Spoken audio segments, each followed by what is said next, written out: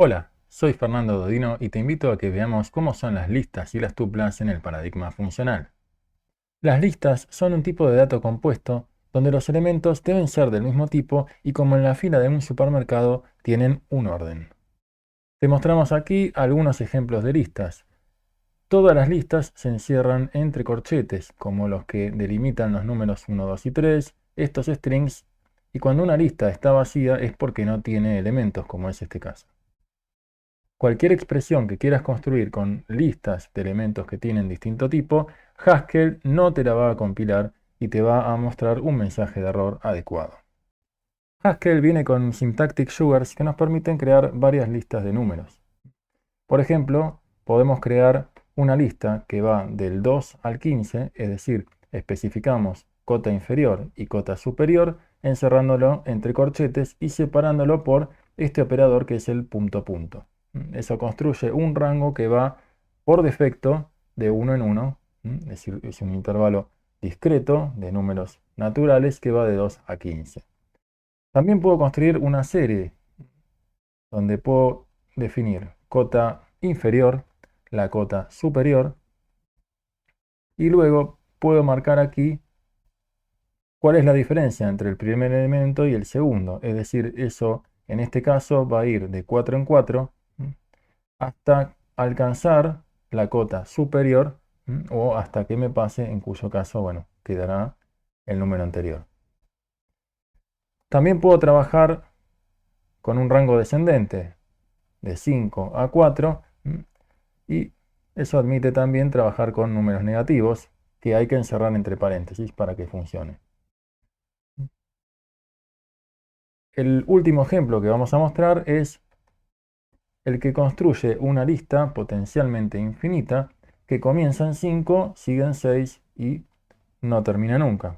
Para lo cual hay que tener a mano las teclas Control y C bien apretadas porque Haskell se puede colgar. Además de ser un tipo de dato compuesto, la definición de lista en Haskell es recursiva. Lo es porque una lista se puede separar en cabeza, que es el primer elemento de la lista, y cola, que forma una nueva lista. Es decir, la lista compuesta por 1, 2 y 3 tiene como cabeza el elemento 1 y como cola la lista compuesta por 2 y 3.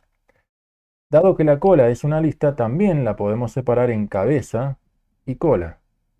Es decir, en este caso, la cola 2, 3 es una lista cuya cabeza es el elemento 2 y cuya cola es una lista compuesta por un solo elemento. Atención aquí que la cola no es 3, sino la cola es una lista compuesta por un elemento que es 3. A su vez, como esta cola es una lista, se puede dividir nuevamente en cabeza, el elemento 3, y la cola, que es una lista vacía que no se puede dividir en cabeza y cola. Esa separación de la que hablábamos antes la hace el operador dos puntos, que podemos ver a continuación. Yo tengo muchas formas de definir la lista de los números 1, 2 y 3. Una es el syntactic sugar que vimos antes, donde pongo 1.3 dentro de los corchetes y eso me devuelve la lista compuesta por 1, 2 y 3. Otra manera de hacerlo es utilizar el operador dos puntos que separa la cabeza, que es un elemento, el 1, y la lista 2, 3, que termina conformando una nueva lista, la lista compuesta por 1, 2 y 3. Esto también es equivalente a decir, bueno, si la cola es una lista, la puedo descomponer nuevamente, ¿no? Es decir, yo ya tengo aquí la cabeza y la cola es una lista. Si la cola es una lista, 2 es la cabeza de esa lista y la lista compuesta por 3 es la cola de esa lista de la que estábamos hablando, ¿no? Y eso nuevamente es equivalente a la lista compuesta por 1, 2 y 3. Y por último,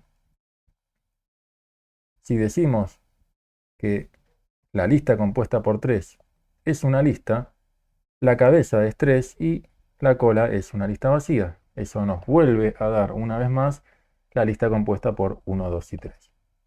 Este es un ejercicio didáctico, no vamos a pedirte que lo hagas esto en ningún otro momento, pero muestra cómo el operador dos puntos permite separar una lista en cabeza y cola. ¿Cómo funciona el pattern matching de listas dentro de la definición de funciones de Haskell? Existen varios patrones que podés utilizar dentro de los algoritmos que manejan listas. En particular te vamos a presentar estos 5. El primero, el más conocido, es la lista vacía. No se puede separar en cabeza y cola, recordemos, ¿no? Este segundo utiliza el operador dos puntos, que ya hemos conocido. Entonces, x representa un elemento y xs son muchos x. Por eso la convención es que si este se llama x, el otro debería llamarse xs porque representa la cola de la lista, ¿no? Entonces, ¿de qué tipo será x y de qué tipo es xs? Bueno, si la lista es de A, x es de tipo A, mientras que xs es una lista de A. Yendo más concreto, ¿no? Donde A va a ser un tipo. Si yo tengo una lista de números, x será un número y xs será una lista de números. Entonces recordemos que aquí este patrón machea cualquier lista que tiene al menos un elemento. Es decir, lista de 2 elementos, sí, lista de 3, por supuesto también, ¿no? Debe tener al menos un elemento.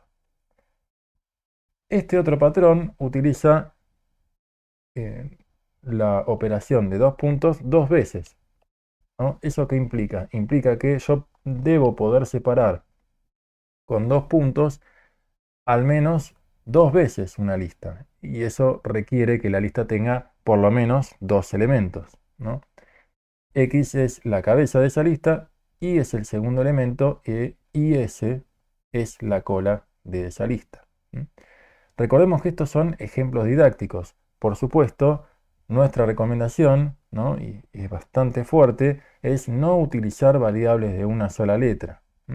Eso lo hacen las personas que no tienen indulgencia en el código, ¿no? Y después nos obligan a mantener ese código sin saber qué representan esas variables, ¿no? O sea, las personas de bien no escriben variables de una sola letra. Bien. Pero esto, bueno, esto es genérico, así que en este caso estamos ok. Y después tenemos estos dos patrones.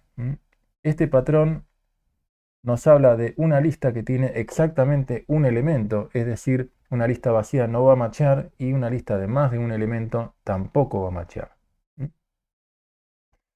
Por último, este patrón encaja cuando tengo una lista con exactamente dos elementos, es decir, si yo tengo un elemento, no encaja. Si tengo una lista vacía, no encaja. Y si tengo tres elementos, tampoco encaja. Únicamente encaja cuando tengo dos elementos.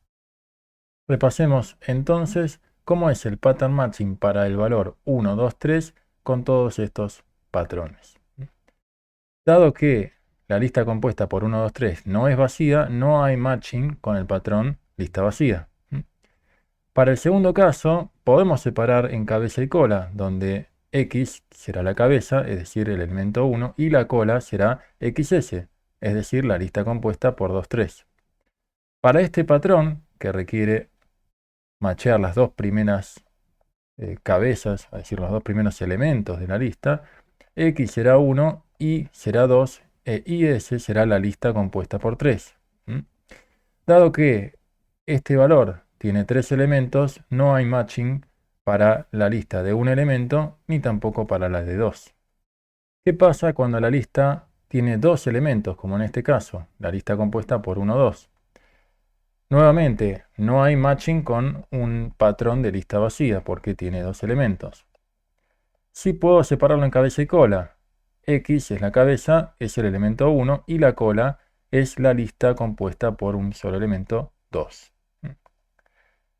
Cuando quiero ir por este patrón, X es 1, Y es 2 e IS, es decir, la cola me queda vacía.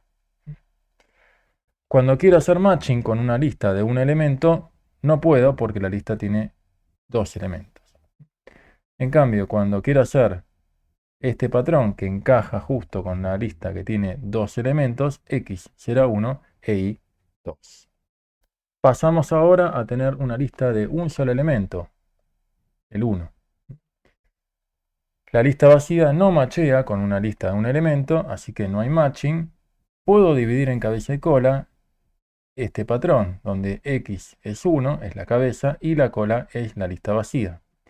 Ahora bien, cuando me voy a este patrón, dado que la lista tiene un solo elemento y este patrón requiere que haya dos, no hay matching, ¿no? Porque una vez que separo en cabeza y cola con el operador dos puntos para X, me quedo con una lista vacía que no se puede separar en cabeza y cola.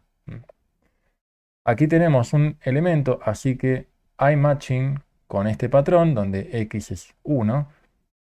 Recordemos, X es 1, no es la lista de 1, ¿no? En este caso.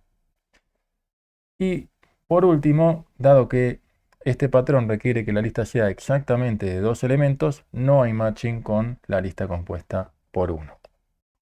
Bueno, creo que a esta altura ya se entendió que la lista vacía solamente puede matchear con este patrón, dado que este patrón requiere que haya al menos un elemento, aquí que al menos dos elementos formen la lista, que aquí haya exactamente un elemento y que aquí haya dos elementos exactamente. Entonces, para todos estos últimos casos no habrá matching, mientras que solo habrá matching para la lista vacía. Conoceremos ahora algunas funciones que trabajan con listas. Por ejemplo, head, que nos devuelve la cabeza de una lista. En el ejemplo de arriba vemos que head de una lista de números que van de 1 a 10 nos devuelve 1. Recordemos que el ', es importante, por eso puedo determinar cuál es la cabeza de la lista. Es el primer elemento. Definamos a continuación la función head' para que no colisione con la función existente head en nuestro prelude. ¿De qué tipo va a ser head? Bueno, vamos a recibir una lista de números o una lista de strings o una lista de chars o una lista de funciones. Genéricamente hablamos de una lista de A, donde A es una variable de tipo, es decir, puede tomar cualquier tipo existente dentro del sistema de tipos que tiene Haskell. Si yo recibo una lista de A, la cabeza tiene que ser de tipo A, ¿no? Porque tenemos que respetar que todos los elementos pertenezcan al mismo tipo. Entonces, yo puedo decir que head' va a recibir una lista de A y devolverá una. Y ahora, ¿cómo trabajo? Bueno, a partir del mejor pattern matching posible, ¿no? Es decir, yo podría trabajar con una lista de un elemento, pero todavía me quedaría pendiente cómo resolver head para cuando la lista tiene más de un elemento.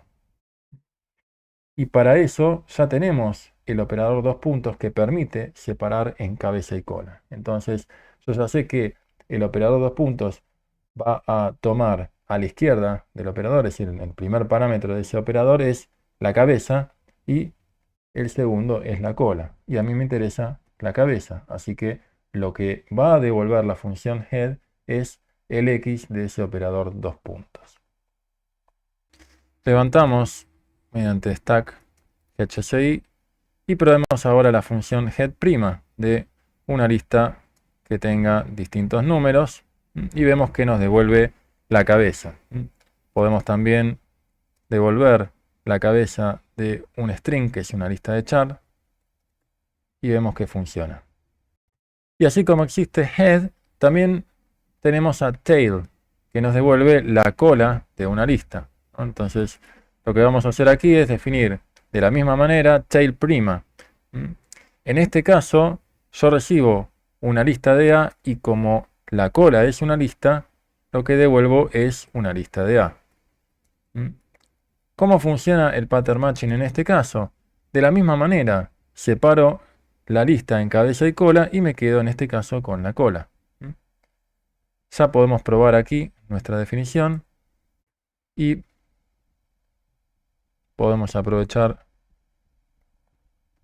lo que escribimos anteriormente. Fíjense que tail de hola nos devuelve hola sin la H, mientras que tail', ¿no?, de esta lista de números de 1 a 9 nos devuelve la cola de esa lista, ¿no?, de 2 a 9. A partir de aquí vamos a mostrarte cómo usar funciones con listas la implementación la vamos a dejar para cuando veamos recursividad, dado que necesitamos ese concepto para poder implementar dichas funciones. Comencemos ahora con la concatenación de listas. Es decir, si yo tengo esta lista y tengo esta otra lista, puedo concatenarlas utilizando el operador más. Fíjate que respetamos el orden de la lista y ubicamos los elementos en ese mismo orden. Yo puedo utilizar la notación prefija, pero requiere utilizar paréntesis. El resultado es el mismo. Sum me permite sumar una lista de números. Por ejemplo, podemos sumar una lista de los primeros 5 números naturales y eso nos devuelve 15. Recordemos entonces, sum funciona para lista de números. ¿Qué pasa si yo quiero pasarle una lista de strings? Fíjense que aquí lo que me dice es que no puede machear un string con un number, porque justamente lo que quiere hacer internamente es aplicar la operación de suma. La función take toma los primeros n elementos de una lista. Fíjense el tipo de take. Recibo un number y una lista y devolveré los primeros n elementos de esa lista. Por ejemplo, si yo le pido que me dé los primeros 3 elementos de esta lista, nos devuelve la lista compuesta por 5, 6 y 7. Incluso puedo traerme los primeros 5 caracteres de paradigmas de programación. Y eso nos da ese string. ¿Cómo funciona drop? Le pasamos un número y una lista y fíjense que lo que nos devuelve es la lista sin esos primeros 3 elementos. Dada esta lista de personas, donde están Juan, Valen y Fer, vamos a utilizar el operador doble signo de admiración, que dado una lista y su índice, lo que nos va a devolver es el elemento que está en ese índice, donde el índice de una lista comienza en 0, como pueden ver aquí, ¿no? Es decir, cuando yo le pido a aquel elemento que está en el índice 1, lo que estoy pidiendo es el segundo elemento, mientras que cuando pido el elemento que está en el índice 0 es el primero. Y por último, la función reverse permite dar vuelta a los elementos de una lista. Por ejemplo, reverse de abracadabra me da ese string que no puedo pronunciar. Pasamos a continuación a definir las tuplas como un tipo de dato compuesto que tiene una cantidad fija de elementos. Eso nos permite representar, por ejemplo, una fecha o una persona. Como vemos en el ejemplo de la persona, los elementos no necesariamente tienen que ser del mismo tipo. Admite elementos de distinto tipo en la posición que ocupan dentro de la tupla. Veamos a continuación algunos ejemplos que nos permiten ver cómo pueden interactuar las listas y las tuplas respectivamente. Yo puedo definir una lista de tuplas que representen diferentes personas. Por ejemplo, Juan, 35, Marce, 45, ¿sí? Y esto está perfectamente aceptado por Haskell porque los elementos son del mismo tipo. ¿De qué tipo serán? Podemos pedirle a Haskell que nos diga exactamente el tipo. Y acá fíjense que nos devuelve. Es una lista de tuplas, donde el primer elemento de la tupla es un string y el segundo es un number. Ahora bien, ¿podría yo representar a Jorge con una serie de notas, ¿no? Por ejemplo, las notas que sacó a lo largo de esta cursada? Sí, por supuesto que puedo. Puedo representar a una persona Jorge con una lista de notas. ¿De qué tipo es esto que acabamos de definir? Bueno, es una expresión que representa una tupla cuyo primer elemento es un string y cuyo segundo elemento es una lista de números. Fíjense que anteriormente yo pude construir una lista de personas respetando que todas las tuplas decían que el primer elemento era de tipo string y el segundo era de tipo number. Yo puedo definir una tupla en donde el primer elemento sea un número y el segundo un string. Puedo evaluarlo, puedo pedir el tipo, ¿sí?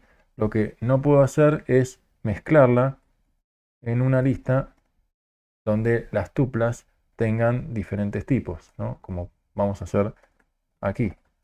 Vamos a la primera tupla de esta lista, es decir, la cabeza de esta lista, es una tupla cuyo primer elemento es string y el segundo es un número. Y el segundo elemento tiene una tupla cuyo primer elemento es un número y el segundo es un string. Esto, cuando lo quiero evaluar, me va a tirar error, ¿m? Porque los elementos no son del mismo tipo. Vamos a definir a continuación un alumno con sus notas. Entonces, para construir un alumno vamos a usar una tupla. Le vamos a poner cualquier nombre que nosotros queramos. En este caso es Nelson. Y dada que las notas corresponden a diferentes materias, vamos a tener una lista que adentro tendrá una tupla, donde podré asociar que en paradigmas, por ejemplo, viene bien, porque sacó un 8 y un 9.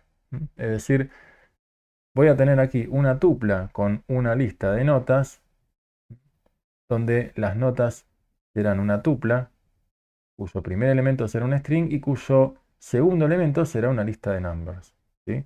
Acá, bueno, la dificultad mayor está en no perderse dentro de los paréntesis y los corchetes, ¿no? Entonces, pero fíjense que es perfectamente posible que yo diga, por ejemplo, que en análisis de sistemas todavía no tomaron parcial, así que tendré una lista vacía, ¿sí?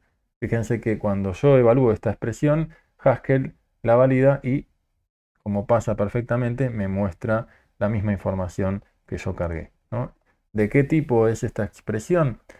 Bien, es una tupla cuyo primer elemento es un string, que es el nombre de la persona que está cursando, y luego tendré una lista de tuplas cuyo primer elemento es un string, que es la materia, y luego tendré una lista de las notas, es decir, una lista de números. Y por último, vamos a pedirle a Haskell que nos diga de qué tipo es esta lista vacía. Nos dice, bueno, la expresión lista vacía es una lista de A, porque no podemos determinar de qué tipo es esta lista. Ahora bien, si yo le pido ahora que me diga de qué tipo es esta expresión, fíjense que lo que me dice es, esta es una lista de listas, es decir, es una lista de A.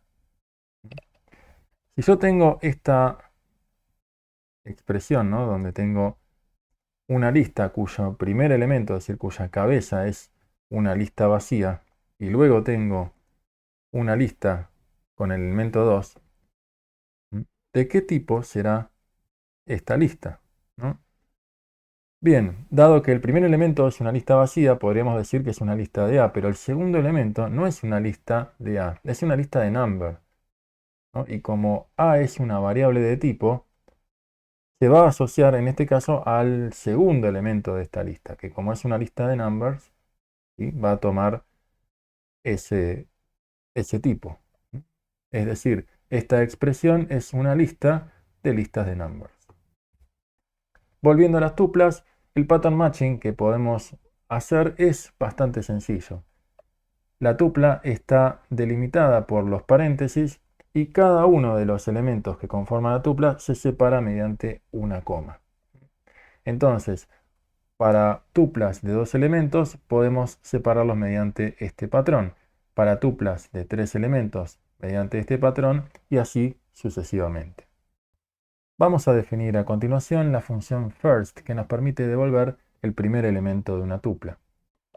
Definamos a continuación la función first', dado que first ya existe en el prelude. ¿De qué tipo será esta función? Va a recibir una tupla. Ahora bien, el primer elemento podríamos decir que es de tipo A, para que sea lo suficientemente genérica. El segundo elemento puede ser de tipo A, pero podría no ser de tipo A. Es decir, si la tupla tiene como primer elemento un number, podría tener un number como segundo elemento o podría tener un string. Entonces lo que vamos a escribir acá es que el primer elemento es de tipo A y el segundo es de tipo B. Eso no implica que el segundo elemento sea del mismo tipo que el primero, ¿no? Es decir, A y B son variables que podrían apuntar al mismo tipo, ¿sí? Pero queremos poder trabajar con tuplas cuyos elementos sean de diferente tipo. First entonces recibe una tupla de dos elementos. Esto también restringe la usabilidad de mi función. No puedo definir una función first genérica para cualquier tipo de tupla. Esto solo funcionará para tuplas de dos elementos. Y si nos queremos quedar con el primer elemento, lo que devuelve la función es de tipo A. Ahora sí, apliquemos pattern matching. First recibe una tupla, encierro la tupla entre paréntesis y separo los elementos mediante la coma, ¿no? Este A y B no tienen nada que ver con este A y B, porque acá hablamos de variables de tipo y aquí hablamos de variables de valor. Podríamos poner en realidad otros nombres a las variables. Podríamos poner primer elemento y segundo elemento, que sería mucho más razonable y más legible. Y lo que devolvemos es el valor del primer elemento. Claro que estuve todo el tiempo utilizando first, que no es la función que nosotros queremos. Ahora sí acabo de definir first prima.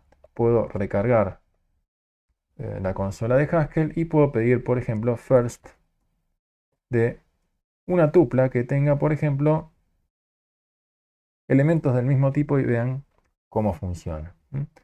También puedo pedir una tupla cuyos elementos sean de distinto tipo y también funciona. Resolvamos ahora la función second que nos devuelve el segundo elemento de una tupla. Escribimos second prima que recibe nuevamente una tupla, pero ahora lo que vamos a devolver como resultado de la función es algo de tipo B. Entonces, nuevamente usamos el mismo pattern matching que utilizamos anteriormente para first y nos quedamos con el segundo elemento. Recarguemos aquí la consola de Haskell y probemos second para una tupla que tiene elementos del mismo tipo y para una tupla que tiene elementos de distinto tipo y vemos que funciona. Fíjense que cuando yo pregunto por los tipos de first y de second, obtengo tipos genéricos A y B. Eso está muy bien porque las funciones permiten trabajar sobre cualquier tipo de tuplas, pero a la hora de trabajar sobre un dominio específico, eso puede ser un poco confuso. ¿Por qué puede ser confuso? Fíjense el siguiente ejemplo. Vamos a modelar un valor Kevin que representa una persona que está cursando en la facultad, un alumno, ¿sí? Para mí un alumno es representable con una tupla cuyo primer elemento es el nombre y luego tendremos una lista de notas.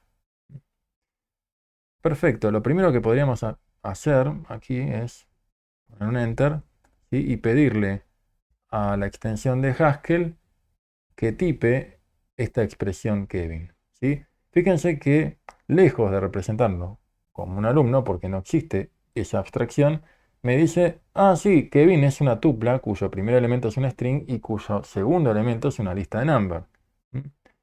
Bien, yo recargo aquí y puedo preguntar por Kevin y tengo esa tupla, ¿sí? Ahora, ¿cómo sé yo qué nota sacó Kevin?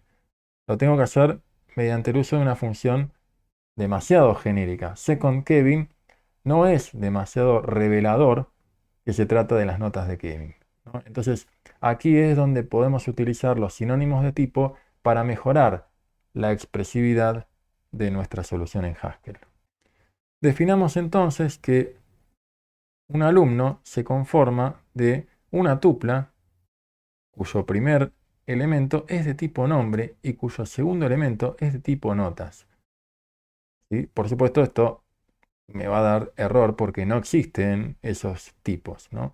Pero lo que yo estoy diciendo es, el tipo alumno es equivalente a una tupla, de esta manera, ¿no? Y de la misma manera voy a hacer con el nombre. Le voy a decir a Haskell, cuando te diga nombre, vos asocialo al tipo de dato string, es decir, una lista de chars, y cuando te diga notas, eso se asocia a una lista de numbers. Entonces, yo ya puedo cambiar mi definición de Kevin, ya no como un valor de tipo tupla de string y lista de numbers, sino como una tupla que representa un alumno, ¿no? Entonces, cuando yo recargo, yo ya tengo al menos algo ganado en este terreno, ¿no? Kevin ya no es una tupla de tipos de datos primitivos de Haskell, sino que Kevin es un alumno, es una abstracción que tiene sentido para mi dominio. Y vamos a ir un paso más. Vamos a asociar la función first, podría ser first prima o first a secas, con una nueva función que se va a llamar nombre. Es decir, nombre va a recibir un alumno y va a devolver un nombre. Mientras que notas va a recibir un alumno y va a devolver sus notas. Entonces, no necesito definir notas mediante pattern matching. Puedo utilizar un sinónimo de función, por así decirlo, ¿no? O sea, puedo igualar una función redefiniendo su nombre. En este caso, para funciones genéricas, tiene sentido. No tiene sentido que yo, a su vez, defina otra función, nombre de alumno, igual a nombre, ¿no? O sea, esto no tiene demasiado sentido, ¿no? Porque ya existe una función que cumple su cometido. Ahora bien, ¿qué gano yo haciendo estas definiciones?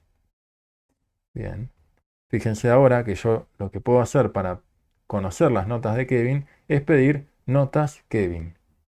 ¿Sí? O sea, me acerqué muchísimo más a mi dominio, es mucho más claro lo que yo estoy pidiendo, ¿no? Dado que entre second de Kevin y notas de Kevin, me quedo con la segunda opción. Te dejamos, por último, una comparativa entre las listas y las tuplas. Ambas coinciden en ser un tipo de dato compuesto. Las listas, además, están definidas de manera recursiva, por esto de la cabeza y la cola, que es una lista. En cuanto a los tipos de elementos, las listas exigen que todos los elementos sean del mismo tipo, mientras que en las tuplas pueden ser de diferentes tipos. En cuanto a los números de elementos, mientras que las tuplas tienen una cantidad fija de elementos, es decir, 2 o 4 o 5, en las listas tenemos una cantidad variable de elementos y potencialmente podrían ser infinitos. Y así llegamos al final de un nuevo video. Espero que te haya gustado y nos vemos próximamente.